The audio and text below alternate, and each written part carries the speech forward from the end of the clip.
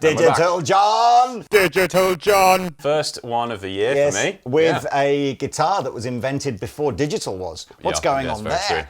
Welcome back to Andertons TV.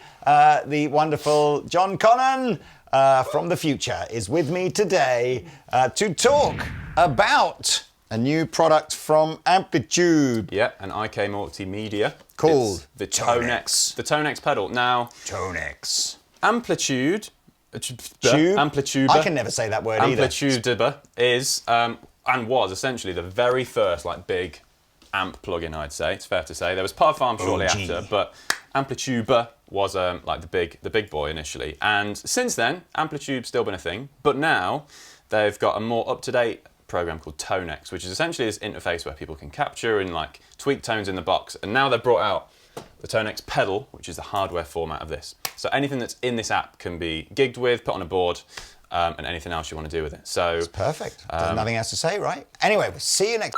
Okay, well look, John got one of these a few days ago. This is the first time I've seen it. So in this particular demo, John will be explaining to me what the point of this is.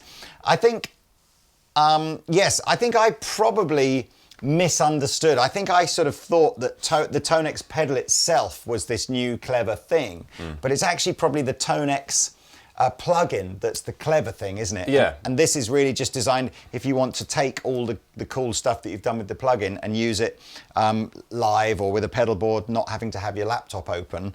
You can do everything in here. So we're screen recording John's Mac as well, so you can perhaps see. Perhaps we could go back to, is this what you would consider the sort of the home page of TONEX? Yeah. So if you've used TONEX before, you would usually just see this. So you have 3 different views. The first one, player, so this is where you would select. My favourite amp from Jim TONEX from Milton Keynes. It's we're very used to this sort of interface by now. You can change all the parameters like you would an amp. You've got all your, well, not all of your stuff, but you've got noise gate compressor, amp, cab, standard stuff. You've got your virtual IR, which we'll get to later on. That's an IK Multimedia speciality. Then you've got some reverb, advanced parameters, all that.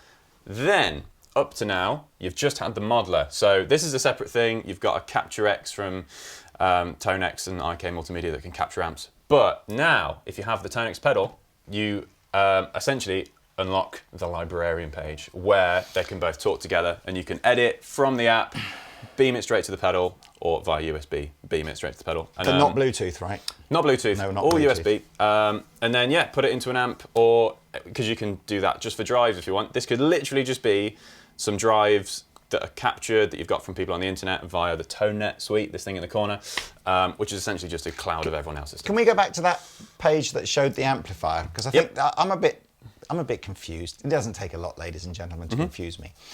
But when I think of traditional multi-effects units and plugins like Amplitude, normally you have a whole suite of obviously amps and cabs that you can choose from, but then you've got all your pedals as well. And it's kind of, for me, like almost like the whole point of that is it's a one-stop shop to sort of create your own sound.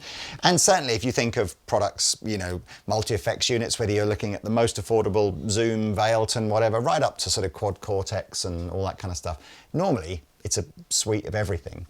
This appears to very much be honing in on the amp and cab, and then the pedals that you can add to it are quite minimalistic. So, for example, you've got some reverbs, fine. You've got some compressors and noise gates that you can put in the front. So is the concept here that, you perhaps would use this as part of a wider pedal board? So, I mean, that's how I've set it up here. So I've got a tube screamer and a chorus going into the front and then a delay coming out the sort of the back. Is that how you would do this, do you think? Yeah, so obviously this is an Amplitude pedal. So I think there are 2 real ways that, off the top of my head, that I would think to use it at least. There are probably a few. But option A, whatever you do in the Amplitude TONEX suite on the computer, ping it in the pedal, and then you can use it live, just like you would an amp, just on a board, with some effects, pedals, and all the rest. But not everything from amp. You couldn't have an Amplitude patch with all the effects and everything in it. No, because that's when you'd have all the pedals in the real world. It's really just amps and potentially reverbs and compressors and noise gates. But then, anything from Tonex you can then have in Amplitube, as I was told. So that means then that you can essentially have all this tweakability, you can capture anything you want and have it in Amplitube, and then you've got all of that sort of flexibility with tone and pedals and stuff in the box. So. Well, okay, seeing as this is leaning into amp and cab captures, yes, let's just go through a few presets and see whether or not I'm convinced, or you're convinced, as to their authenticity. So we started off with something called Black Angus. Sounds like a steak. So yeah, this is essentially a really well done steak. You'll see here, these are the ones that IK Multimedia have had, so or made. So I can essentially just drag these. Let's put it on this C. Let's do overwrite. I'm sorry, so you're going to have to explain that. So the window down the bottom is a library. Yeah, within the Tonex app. And the window at the top is the Tonex pedal. The pedal, yeah. So I see. So you've got to drag, fine, you've got to drag them from the library into the Tonex. Yep, and then that's there on C of bank 0. Oh, I see. That's the C bit, is it? I see. Understood. So what's that? That's a Messabugi F50 with the same cap. Well, without volume. Matter of fact clean, to be honest. Okay. The one before that, so these are just the stock ones. JCM 800.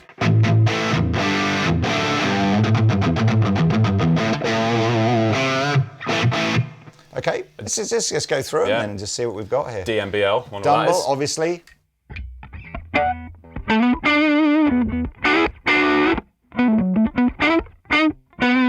That's the mids. That sounds like a £100,000 amplifier every day of the week.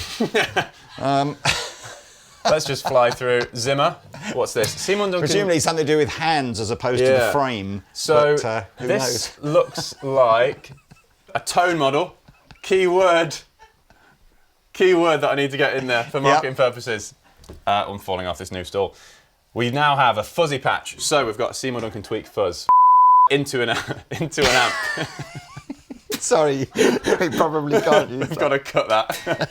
By the looks of it, we've now got a Seymour Duncan fuzz and a Fender 65 Princeton. So this will either be a profile where somebody has got a Seymour Duncan tweak fuzz into a Fender 65 Princeton reverb and then profiled that as a pair, or they've profiled them independently but then gone back into Amplitube and created a patch with the two together and then exported that into Tonex. Yeah. And right, because you can't, just so we did get that clarified, you cannot within Tonex software independently profile a pedal and an amp and then link them. You've got to do that pairing back in Amplitube or have profiled them together in the first place. Yeah. And if you have an IK Multimedia account, these just will sync up easily, so it's not like you have to have two different sets of logins and all that. So, and incidentally, you've probably all seen this, but on the side you've got all the details of where they're from, who made them, that sort of stuff. So, let's just see what this is.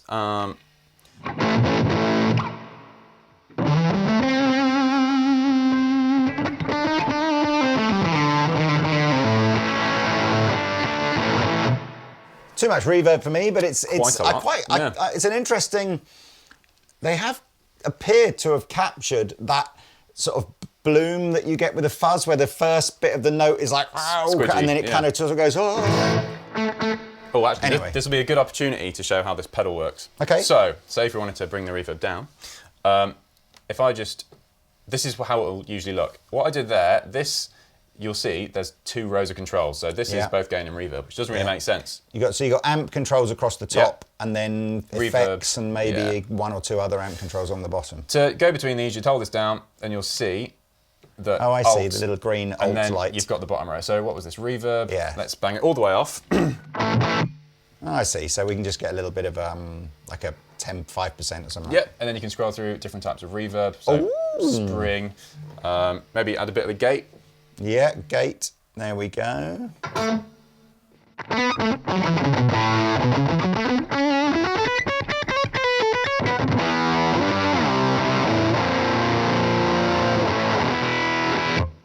And I see once the green light's off, it goes back to being the controls across the top. Well, that's easy enough, isn't it? Let's just go back into that, the librarian, the Michael Jackson librarian girl window. Can we just, I really sort of feel with this that it's quite a simplistic concept. It looks like a lot of stuff, but actually all the clever stuff is actually going on in Tonex, and that the pedal itself is really just a hardware way of taking it out of Tonex. This came out of the popularity of Tonex. People were like, we want to be able to use this outside of a computer. So that's what that's for. So this concept of profiling, which, you know, was... Kemper, obviously, did they invent that? I don't think anybody was doing it pre-Kemper. For users to do it for themselves, I think it was Kemper, wasn't it? So Kemper obviously sort of pioneered it, and obviously more recently you've had Neural with Quad Cortex doing it. None of the more affordable brands have really gone near profiling as such. They're all a digital sort of algorithmic recreation of a sound. So whether you're talking Boss or Line 6 or that. So I guess... from that perspective, Tonex is, you know, the Tonex pedal is £399 and comes with the Amplitube and Tonex software. So I guess, conceivably speaking, the only thing you wouldn't get buying that would be any kind of interface to plug your guitar into Amplitude on the computer if you wanted to. But IK and Amplitude do their own sort of Tonex hardware versions of interfaces and capture units if you want to do that as well. So I think what I'm sort of saying is it does somewhat open up the this concept of profiling to a much wider audience. So then all that really matters is, are the profiles actually any good? You know, do they actually sound like the amp? So can we just keep going through? Sorry to sort of label. No, it's all I just fine. want to hear, like, you know, the 10, 15 different amp tones of so this is just... That's just a pedal, isn't it? So we don't really want to do that. Texan clean. Okay. Got to play out of A major.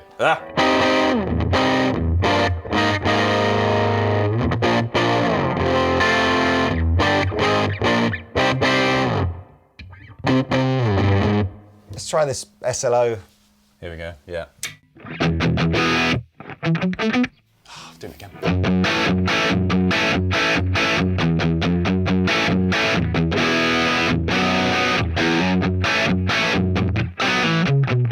Really push it on that. Try with the gain. With the gain? Yeah. Okay. If you max.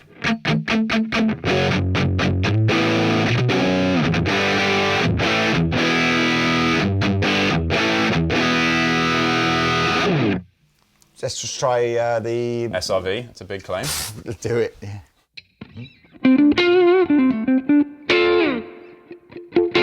There's a nice amount of dynamic to it. It's not, you know, for 400 quid. Do the rock reverb maybe? Yeah, which one? Like 3 down from there. Oh yeah. Thing, here we go.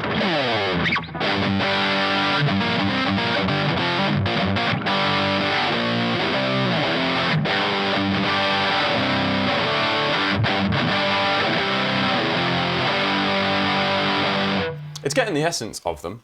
I think I'm probably struggling a little bit here in this, that, you know, you will all know, and you'll know that this is not my sort of, you know, normal sort of, I'm not familiar with this kind of stuff. So I suppose what we're hearing are presumably professionally profiled amps and cabinets, and I've got no doubt that, you know, all the IRs and stuff that are loaded in here are really, really good. We're hearing it through our little studio monitors, so we're obviously not capturing the sort of the type of air movement that you would get from a cab. But you're much more familiar with captures out of Kemper and Quad Cortex. Are these to the same level? You know, I mean, I appreciate, you know, Quad Cortex obviously has got a lot more inside it in terms of effects. Even Kemper's got more effects than this. But just a basic amp profiling thing, are you happy that, you know, the profiling here is as good as it is in those other devices? Or do you think it's, you know, is it sort of recognizably not as good, but because the product's a quarter of the price? I think, I mean, I haven't A-B'd them, but when I think of the, like, a Dumble has that really excessive mid-range, the SLO has that sort of woofy, fuzzy, almost thing to the distortion. They get the essence, like I said. I wouldn't say they're like bang on the money, but I think anyone who captures anything is never going to get it on the money. Yeah. And that's not me being politically safe. I just think that's how it is. But yeah, I mean, for 400 quid, if someone was like, oh, I want to get a sort of orangey thing for this, or a, you know, clean Fender or SLO, for 400 quid to get the amp in a little box like that is kind of handy. With any of the presets, I've tweaked them all. I think the presets on this are usable, so people probably could just bang it on a board as a backup, but I would tweak the presets, I'd say. Maybe put, if you can put third-party IRs in it, if you're really attached to them, like some people are, you can use those as well. But I think for 400 quid, it's all right. Yeah, well, let's keep going through the patches, because that's. And I tell you what, we've put the pedals here, so let's find something that you would typically put a tube screamer in front of. So what have we got that's Marshall-y or like a medium? Yeah, okay, that's a great shout. Yeah.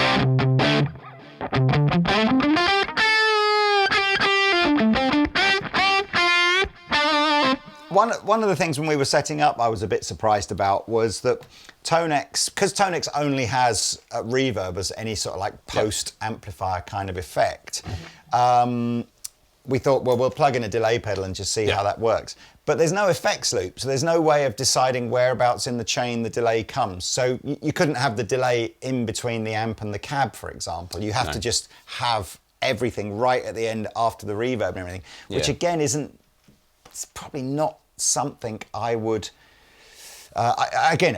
Certainly you wouldn't have a delay right at the end of absolutely everything. If you were setting up a normal amplifier, it would be in the effects loop of the amplifier. I suppose you could have the delay on the front, but again, so a bit surprised that there's no way of creating like an effects loop within the amplifier out of Tonex. I mean, the pedal into the front seemed to sort of do a thing, didn't it? I mean, let's try and find another one and see what we can do. Engel. Where was that? It's literally right there. Oh, right below it. Yo, wow. That's scooped.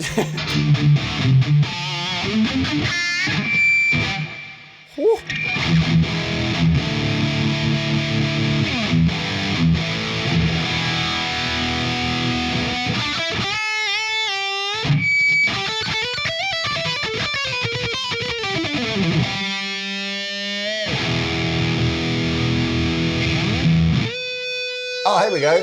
As you've got the guitar, flipping it. Surely, please play something. Come on, I've actually got an AFD 100, so I should know roughly how this sounds. Well, verdict. Yes. I'm not Slash. Yeah, spoiler.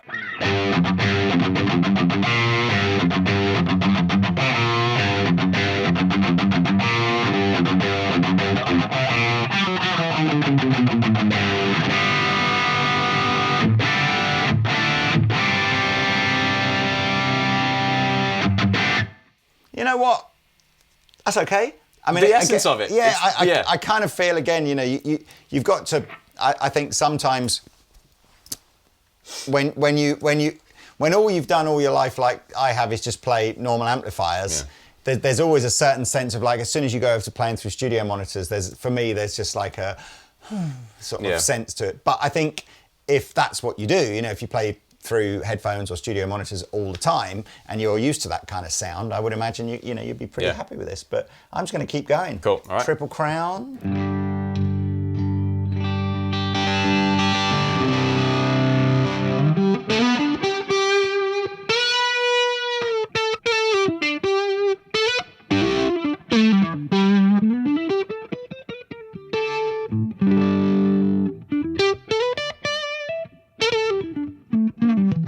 Play something for Oz.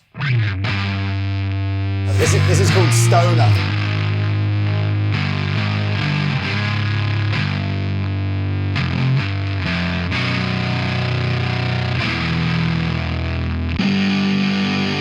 Randall. All right.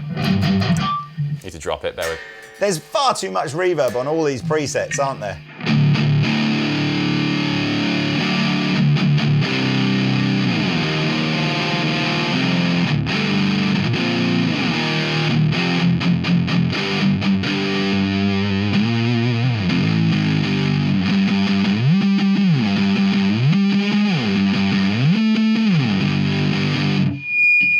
Wow. I see a lot of the presets as we're going through where they've just captured a pedal. Yes. But again, in isolation, I kind of almost don't really see the point of that, because you then you couldn't just play a pedal through your speakers. It's going to sound awful. Yeah, that's the thing where like you put it on your board and that'd just be a bank of pedal captures. Yeah, so I suppose, perhaps as part of a pedal board, that's quite clever, isn't it, I guess? And you could have 3 per bank, 3 different in one. Yeah. I do get, you know what, I think this is what I came into this video with this preconception that I would be comparing this in my head to things like a Headrush MX5 or a multi-effects unit or a Quad Cortex or something like that.